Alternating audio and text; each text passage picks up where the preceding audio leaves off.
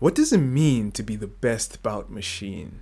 Well, it means that you have to be the best! No, but for real. It means that you have to have passion and leave everything in the ring each time you step into that squared circle. It means to push the boundaries of wrestling through great athletic performances and masterful storytelling. The real crux of being the best Bout Machine is to consistently put on great matches. And this describes Kenny Omega to the T when he was in New Japan, as his run from 2016 to early 2019 was the stuff of legends, and the type of run that had to be seen to be believed, as his matches were a direct influence to the wrestling revolution which caused AEW. During this period, he earned the moniker as the best Bout Machine through having countless 5-star classics and solidifying himself as one of the all-time greats in this great sport of professional wrestling. Kenny Omega's run in AEW has by no means been unimpressive, as he's had bangers of matches. Kenny Omega has more than proved that he is a star and a credible wrestler to American audience, but even with these great accomplishments in America, if you were to compare his run in New Japan to his run in AEW, his New Japan run is more fitting of the best Bout Machine moniker. And this begs the question, is Kenny Omega still the best Bout Machine? Well, it's complicated. It sounds crazy to put ridiculously high standards on Kenny Omega, but that's what comes with being the best Bout Machine. And to be completely honest, Kenny Omega has slowed down since he has come to AEW, and this is for a number of reasons. One reason as to why Kenny Omega has slowed down in AEW is because he's suffering from a myriad of injuries. Kenny Omega was wrestling through a torn labrum for a large chunk of his AEW career that caused him to see a physical therapist 2 to 3 times a week just so that he could lift and have full range of motion in his arm. Kenny Omega has also been dealing with several other injuries, as he has had bone bruises near his tailbone, constant pain in his knees from wear and tear, and an athletic hernia. For all these injuries, he's had to receive stem cell treatment and platelet-rich plasma therapy. Kenny Omega is so beat up that you think that he's recovering from an Omni-Man pounding session. Fuck your homie dead. Fuck your homie dead. Fuck your homie dead. Another reason why Kenny Omega has slowed down in AEW is because of the nature of wrestling outside.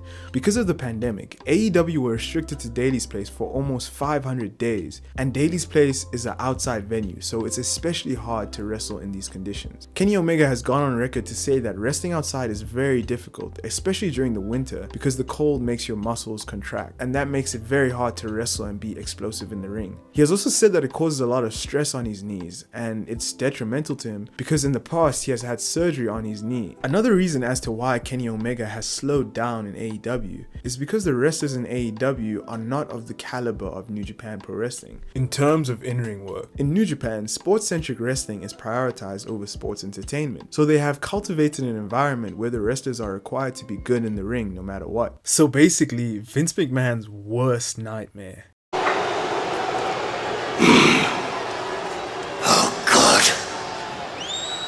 And if we look at pure wrestling ability, there's really not many people in AEW that are on Omega's level and can push him to the absolute limits, besides maybe a few wrestlers. But in New Japan Pro Wrestling, almost the whole roster is on his level and can push him to the limit.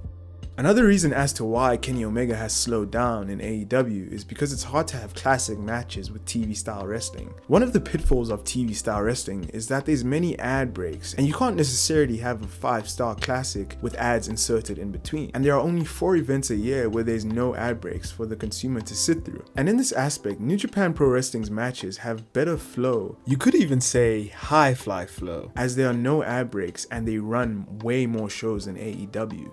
And this is beneficial to the story that's being told during the matches, as audience have a greater chance to get absorbed in the match. Kenny Omega also moved on to more hardcore style wrestling, with many of his matches in AEW having a lot of blood and being very brutal, like his match with Jon Moxley at AEW's Revolution 2021. By the way, I still have beef with the people who installed those explosives.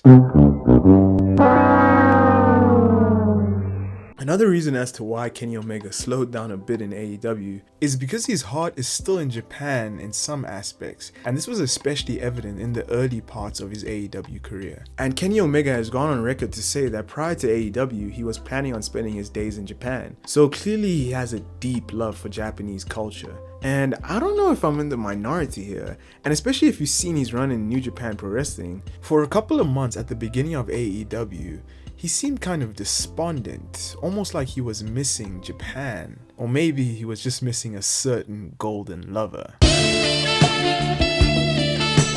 So, considering all of these factors and his run in AEW, this still begs the question, is Kenny Omega still the best Bout Machine? Well, yes and no.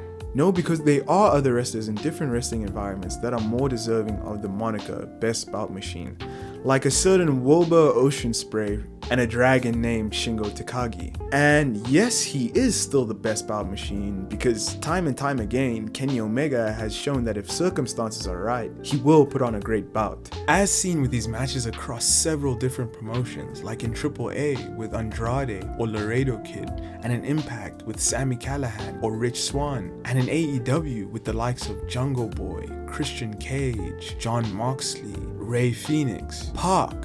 Most notably, his match with Hangman Adam Page versus the Young Bucks at AEW's Revolution 2020, which was awarded 6 stars by Dave Meltzer in the Wrestling Observer newsletter, and this is the highest rated tag team match of all time. And also, yes, because despite all of these factors that I've mentioned throughout this video, he has 11 4+ star matches in 2021, more than any other wrestler, which basically means that he consistently puts on great matches. They may not be to the level of his New Japan matches, but they are still great matches. And I have a funny feeling that Kenny Omega will have the best match of 2021 against Hangman Adam Page. Thank you for watching the video. Please like, share, comment, and subscribe, and follow me on my socials. But anyway, until next time, goodbye.